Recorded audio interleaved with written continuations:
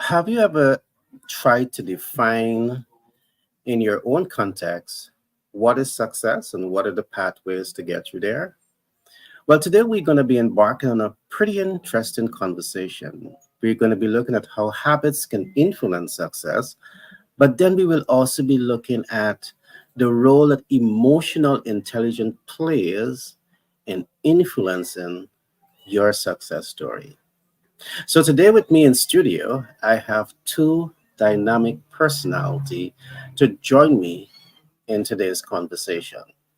I want to take this time to now introduce and I want to encourage you to join me in welcoming our colleague. His name is Tony Raghunanan, and he is, in the case that you're meeting him for the first time, he is a specialist when it comes to performance management, and he's a subject matter expert on the whole concept of emotional intelligence. So I'm happy to have you here today, Tony, to Thank be you, a Gary. part of the conversation. Happy to be Welcome, here. my friend. Thank you. Awesome. I good. I now want you to join me in welcoming Clement Frank. And those of you who are not familiar with Clement Frank, he is an economist by profession, and he is a leader by certification, being trained by one of the top taught leaders in leadership. And he is about to release his new book. Guys, I want to welcome all of you to today's program. Oh, And it's good to today, be here. Thank you. awesome. Today we're going to be looking at habits. We're going to be looking at success. We're going to be looking at emotional intelligence. To get the ball rolling, I want to look at habits. And one of the things that I want to look at in under the heading of essential habits for us to have is what I call the habit of happiness. All right, I want to call it the habit of happiness. What are the springboards to happiness? And I want to do this because the fact that I see we have so many people in the world today. You tend to be chasing after dreams and hopes and aspiration. Not that there's something wrong with that, but the way in which you go about chasing after your dreams and hopes and aspiration puts you in a state of unhappiness. And is there a better way to attract happiness and success? One of the first things that I want to share with you is that I've learned that one of the springboard to happiness is to have an attitude of gratitude, an attitude of gratitude. And what exactly am I talking about here? I think that for many persons, you may not have income producing assets set up that can pay you for the rest of your life. But guess what? You have life. And I do believe that when you can acknowledge that you have life, and because you have life, you have the possibility to achieve all great things known to man, and you can actually embody that experience of having life, really show gratitude for that. I think it helps to put you into that state of happiness. Because think about this, there are many persons who have gone. They no longer have an opportunity to create possibilities for themselves. So I think when you wake up every day, it's important to have the attitude, the habit of just showing gratitude that the Maker has blessed you, He has kept you through the night, and you're here to live another day. And I trust that many persons you will use that next day, this new day, to do good in the world. You have another opportunity to do good in the world. And I think that showing gratitude for that is so important. I'm just going to walk through a couple of things because I do believe that these are essential habits for us to form. Habit of gratitude. I'm going to call it the wisdom of gratitude. You might have a sports car, but guess what? You understand the importance of good health and you have good health. I do believe that The springboard to happiness is to pause and really look at your life and be grateful for all the good things that you have in your life. You may not have a massive amount of disposable income, but guess what? You have the ability to develop a master plan to change your reality. So you have three good things working here for you. You have life, you have health, and you have the ability to develop a master plan to create wealth. All of these things are things that you want to begin to show gratitude about. And to me, these are essential habits for us to have, because I do believe that most people spend most of their time chasing after what they perceive to be success, and that tend to put them in a frame of unhappiness that leads to unhealthiness, that leads to emptiness, when in fact there's so much that you need to be grateful for. So I just want to start off here. I will go into a few more habits of gratitudes that we should have to use as a springboard for happiness and for success. And I think all that I'm saying is playing on emotional intelligence here also. Because instead of going on the emotional roller coaster of want, why not go on that positive emotional roller coaster that says, I have accomplished so much and I have gratitude for this. So I just want to start off today's program by saying that.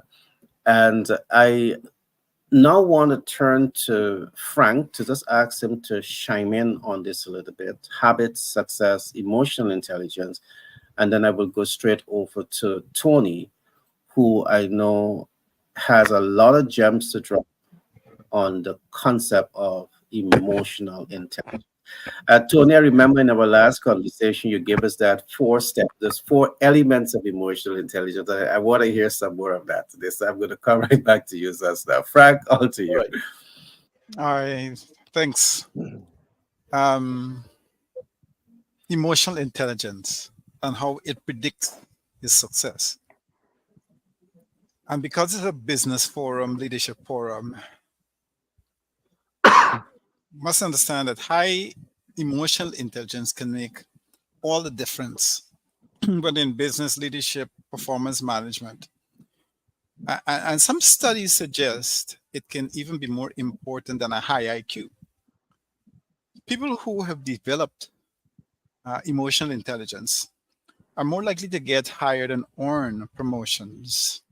And business owners with a strong emotional intelligence may achieve more success than their peers.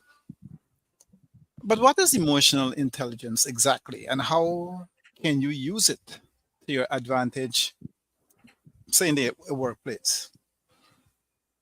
Emotional intelligence is a person's ability to perceive, understand, and manage their own emotions as well as the emotions of others. This insight and awareness can help you connect and communicate with others more effectively. And it can also help you foster better relationships, not just in the workplace, but wherever you're gathering, as you'll be more likely to anticipate the needs of others. For example, emotional intelligence can help you respond appropriately in certain business scenarios, such as giving employees advice and receiving customer feedback. Those business owners who are able to harness emotional intelligence can communicate in a way that makes both parties feel understood and validated. And in addition to helping you respond to others' needs, emotional intelligence helps you regulate your own emotions so that you can better handle stressful situations, such as meeting tight deadlines and dealing with company finances. So, we talk about intelligence and predicting success. How is this possible? One thing you must understand is that having emotional intelligence, say as a business owner, can help you better understand your employees, customers, partners, and it can propel your success in all areas. So how does emotional intelligence predict success? There are several ways this can be done.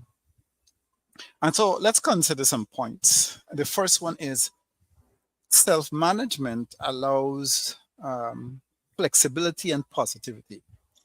So if you're using emotional intelligence, it means your emotional response to situations stay flexible and positive. Sorry about that. No problem.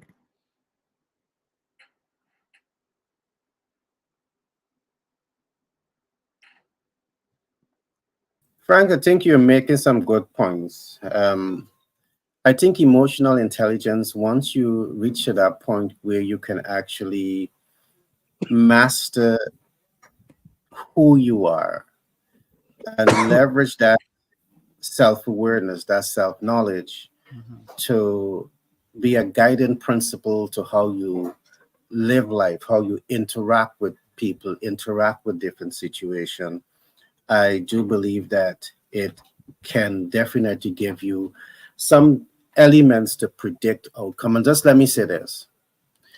Emotional intelligence to me also has a lot to do with how you relate to people. And I know that Tony will expand on that. It's about how you go about building healthy, productive relationships with people.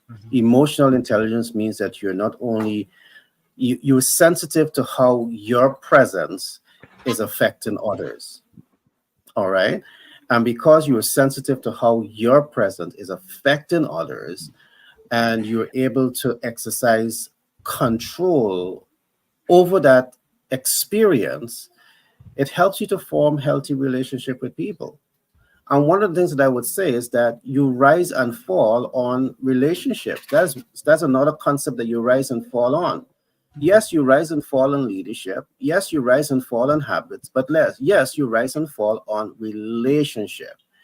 And it is the ability to build healthy, productive relationship that is going to lead right back to what Frank is talking about, the predictable outcome with success. So I just wanted to complete that thought a little bit for Frank, because I know that he had that call that came in just now. But Frank, let me just shift to Tony just a little bit, and I'm going to come right back to you. That's good. That's good. That's good. Yeah, Tony, Right. I would love to hear some of your thoughts on this. Right. So Frank went through a sort of a definition for emotional intelligence and the four components.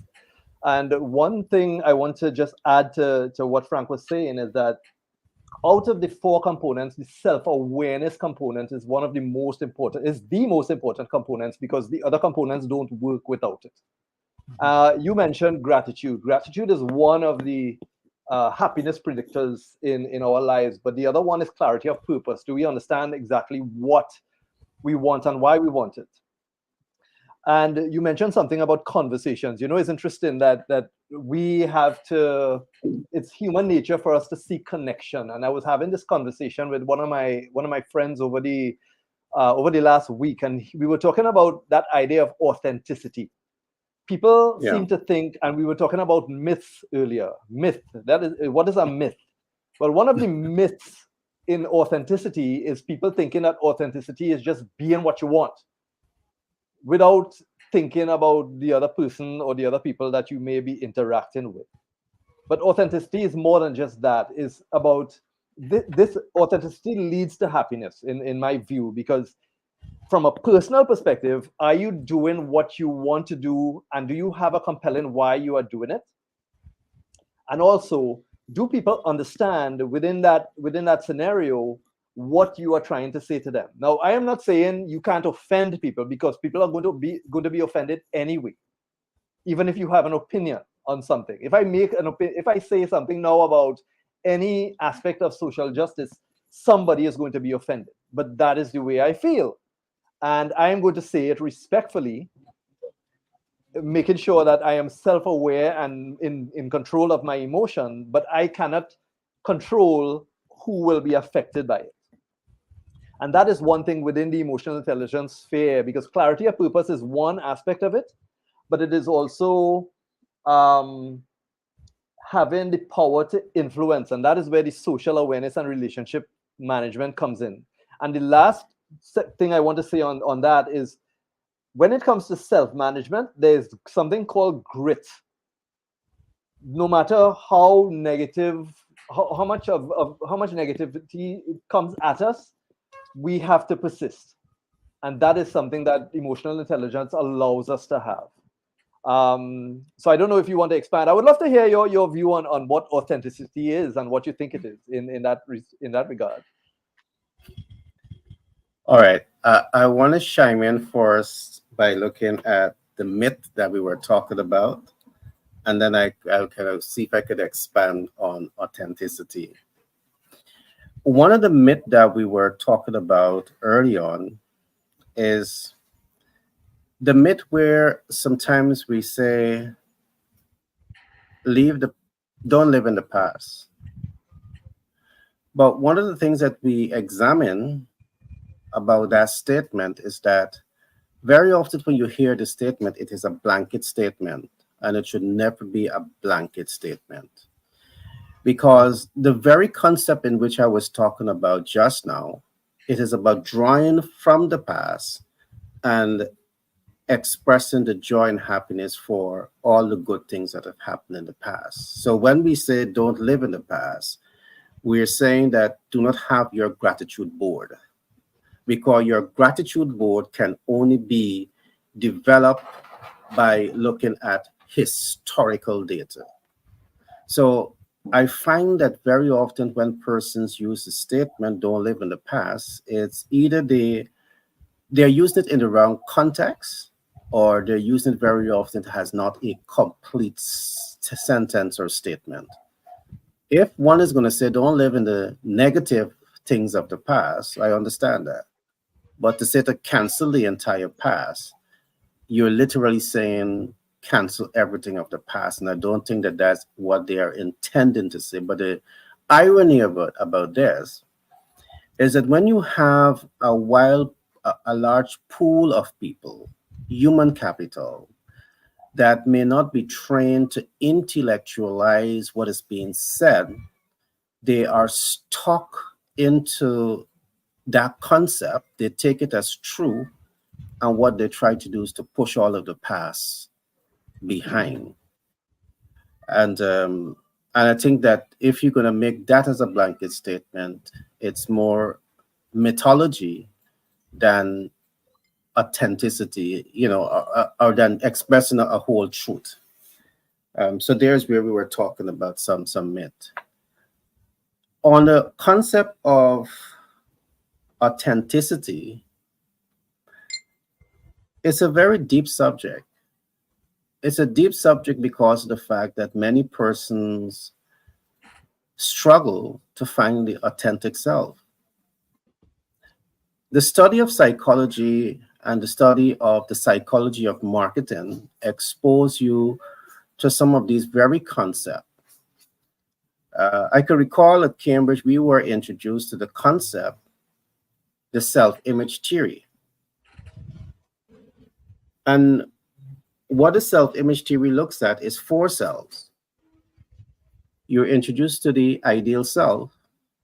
Is the ideal self the authentic self? No, it's not, because the ideal self is the way you would like to be. The self image theory also introduced you to the self image.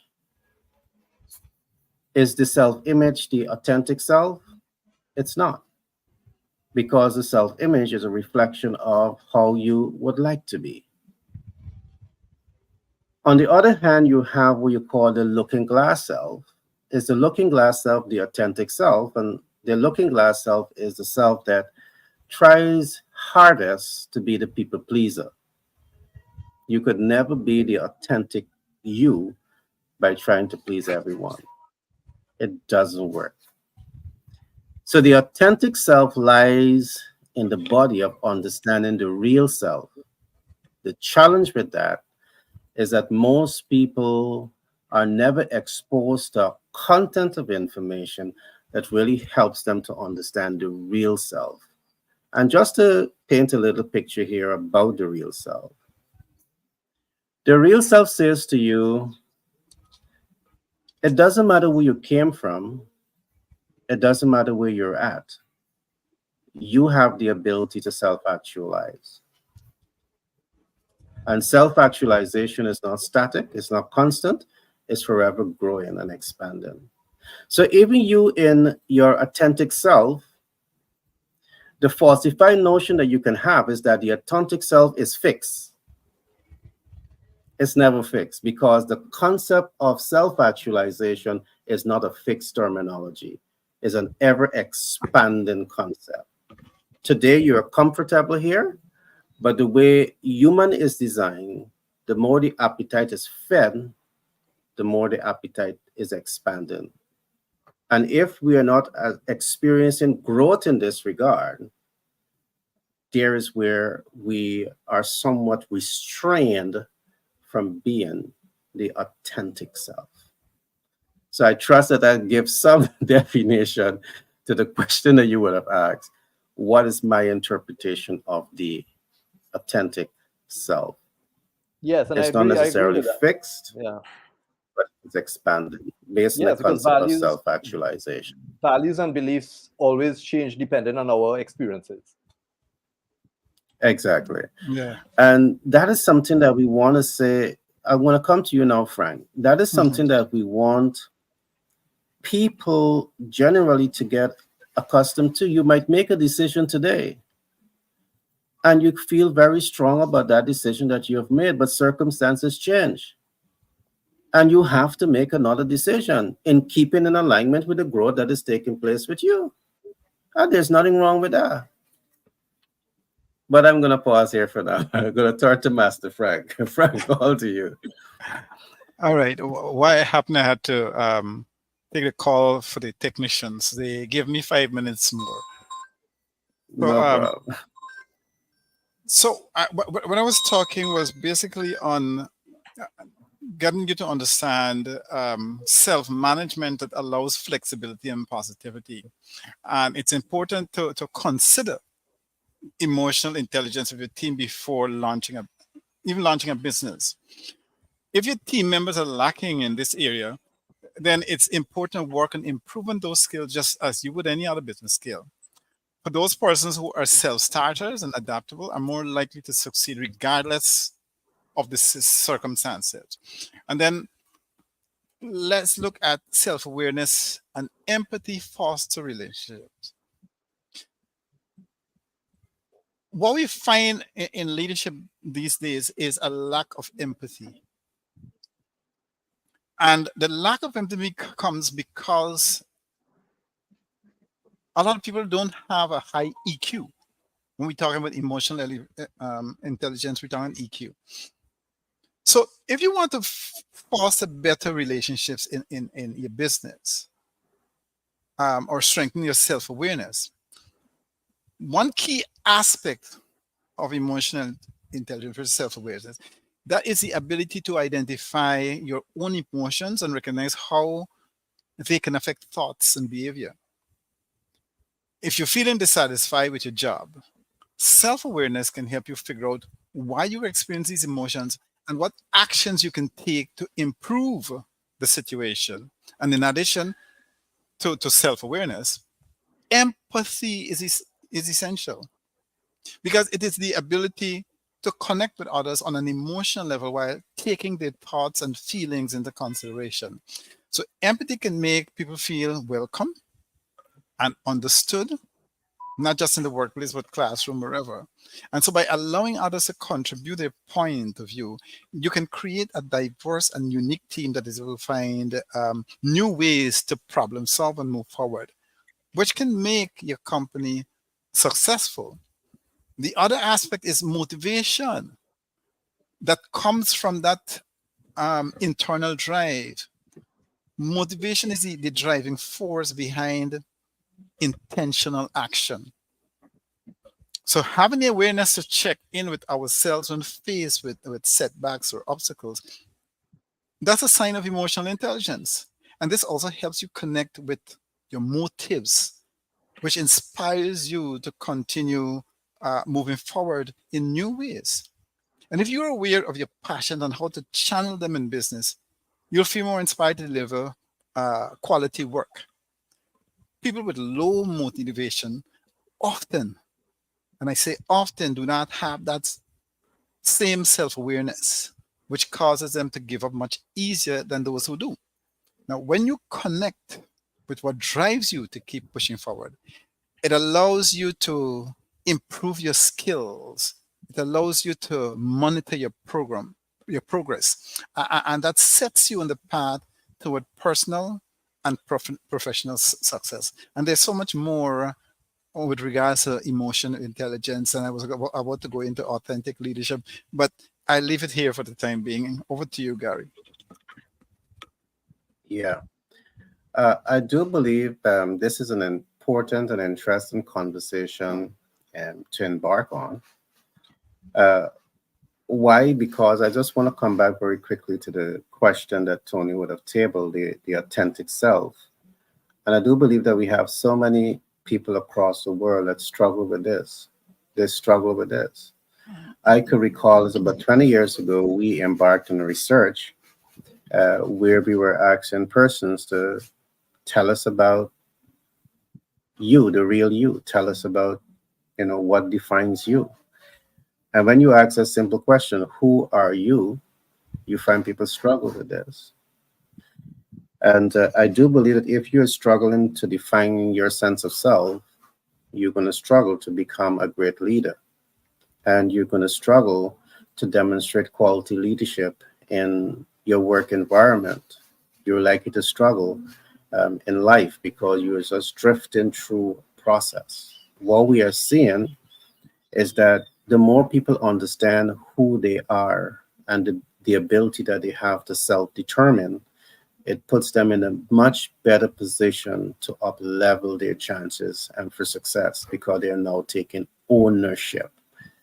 And that is one of the reasons we are now talking about the science of success, because we now want to present alternative learning to a wider community, the international platform, to really help them to see a scientific path, right, where they can use data to influence every aspect of their decision. So, whether you want to have success in business or success in wealth creation, the first set of questions you're asking yourself is, what does the science of success says in relation to business success? What does the science of success says in relation to wealth creation? What does the science of success says in terms of, relationship mastery?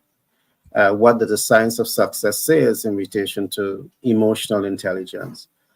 So it's not just listening to it's impossible for this to happen, but we look at what the science says and we get people to relate to what the science says, along with creating the supportive system that can help them to flourish in their area that they want to master in. But I think it's a great concept. So I'm going to turn now to Tony, and we're going to try to wrap up at least by 4, another 10 minutes. But I want to get Tony's thoughts on this.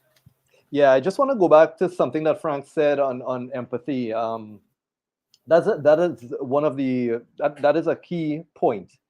And when leaders have empathy for others, what it does is that it encourages other people to express themselves a little better, because that comes back to the idea of authenticity. Is when people are not authentic, it is because they are sometimes fearful to say what they feel because of how it may affect other people. And that is something that we have to get over. And the only way to get over that is to encourage the conversations. Now, one of the I don't have to say how important conversations are, but I was listening to an interview by Piers Morgan the other day. He was interviewing a serial killer by the name of Bernard Giles, who had killed at least 5 women years ago. And he's now in prison for life. And one of the things that stood out to me in that interview is he said that he spared 3 of the women. You know why he spared them? Because they started a conversation with him. He killed the rest of them. But because they started a conversation with him, he didn't go through with it. So that is just one Hmm. example, I'm sure, of many, that of how conversations and having the emotional intelligence to have the right conversations in the right way could drive Hmm. business forward. Even given something like negative feedback. If we give negative feedback, we have to give feedback in such a way that I am still on your side. I'm still on your side when I give you the negative feedback. But we have to improve whatever that is. So that's just one thing I Wow. wanted to add on that. Yeah. Um, I think it would be a good thing to analyze, to do a deeper dive into the kind of conversation that they would have had, to also see if it was accidental or intentional, perhaps through some form of training. Because what I can see here is that emotional intelligence sometimes forces you to detach yourself from your immediate needs. And it forces you to observe the individual, assess what are some of the specific needs, and perhaps go into that. And because you're able to diagnose the individual need and amplify perhaps your ability to address those needs at the moment, you get their buy-in and you're able to trigger off a fair degree of empathy towards you because you've studied that. Um, so I would love to perhaps we can do some research on that and we can have some conversation on that. But I think that the ability to leverage the whole concept of emotional intelligence, the ability to build healthy habits around this whole concept of emotional intelligence, I do believe it's a powerful tool to have and to own.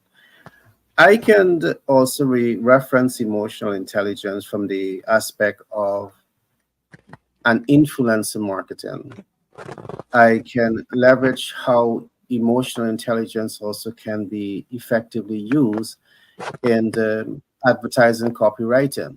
And one of the things I would always say, when you are producing an ad, you're not producing an ad for you, you're producing an ad for the client, and meaning the client and the consumer.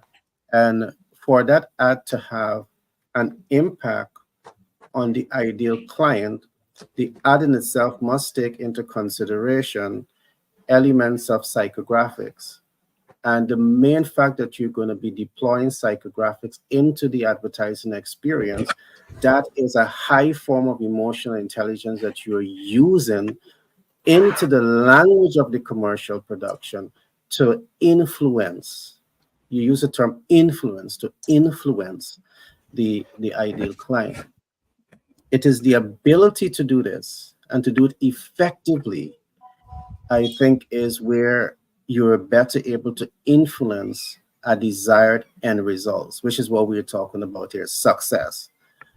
The issue here is if you're able to leverage this body of knowledge in an art form, meaning strategy, tools, processes, or systems, you're able to influence it or leverage it in an art form to get what we call the scientific outcome, predictable outcome with the highest degree of accuracy. It's not just about using it, it is how you use the emotional intelligence to connect with people. It's how you use emotional intelligence to build long lasting relationships with people. It is how you use emotional intelligence to keep people highly motivated as a high performer and to increase productivity, to increase profitability. What we are very much interested in our community, which we call the science of success, is how to deploy habits and emotional intelligence to get scientific outcome with success. I'm going to pause here for a bit. Frank, your thoughts before we start to wrap up? Yeah. Um, what I want to say also is that, and this is serious, higher emotional intelligence is linked with the ability to concentrate. You know, like that sometimes when it is like hard to concentrate because there's so many distractions. Yeah.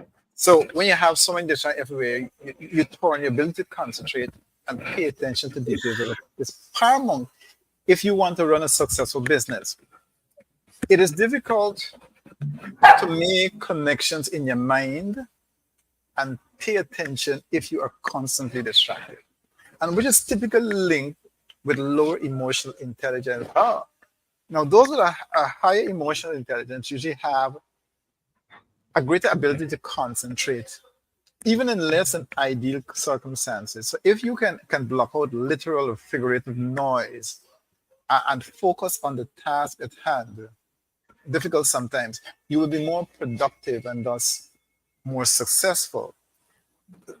My closing is basically, how do you boost your intelligence, emotional intelligence? And here are a few tricks. And I'm not going to go into it, I'm just going to highlight them. One is to practice self-awareness and observation. Two, consider whether you are reacting or responding. Don't allow yourself to be stuck in adversity. That's the third one. Find a mentor. Mentors are important in your life. Now, working on the way you respond to the world and others is the first step in building a life and business that runs smoothly. So while others are busy learning new tricks of the trade, the time you spend investing in your emotional intelligence will pay off significantly. All to you. Wow. Wow. Tony, what are your thoughts? I think he hit uh, the hammer on the head. Yeah, well, he said everything. And I don't need to say. no, But I like the that was point that something he he said, I like what he said, a higher form of emotional intelligence is be able to be in that storm and still be calm. It is Yeah. not easy to do that. It's not easy. But that reminds me of a conversation I had with my younger son not so long ago. I said, you have to know how to control anger. And what emotional intelligence allows you to do is not that you don't want to express anger, but you must have control over it. You must tell it when to be awakened and when to go to sleep. I said, are you aware that I can show anger to people? And in the split second, I can show them love at the same time. Anger, love. You have super control over how you control that.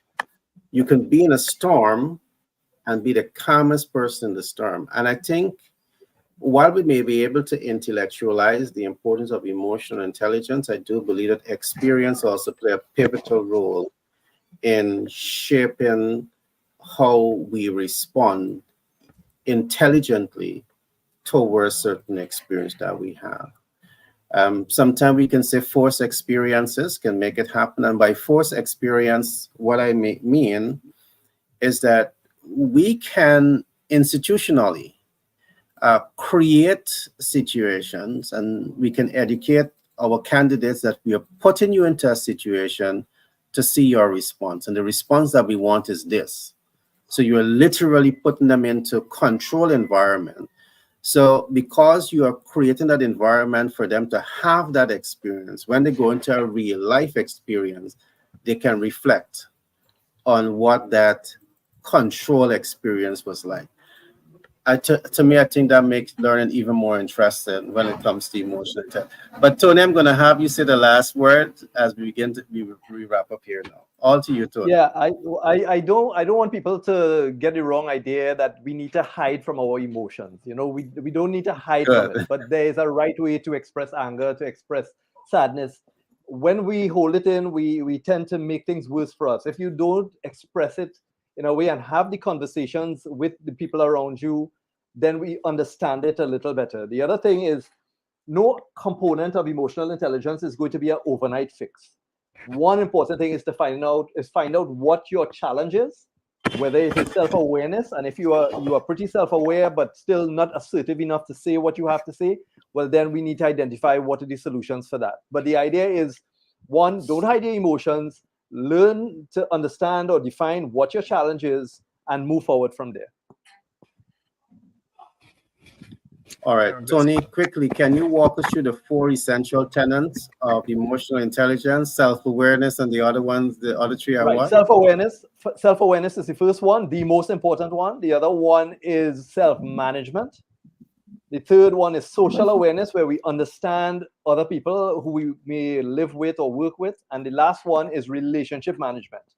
All those techniques we have to learn to have the conversations with others, so that we could create a better world for us and live a more authentic life. Great. Well, guys, I must say this has been one of those juicy conversations. I do find it juicy, so I want us to expand on this conversation next week, Saturday. But due to time, we have to bring today's program to and so to the audience. I trust that you had fun with us today as we look at habits, success, and the way that emotional intelligence can influence the various success that we're going after in life.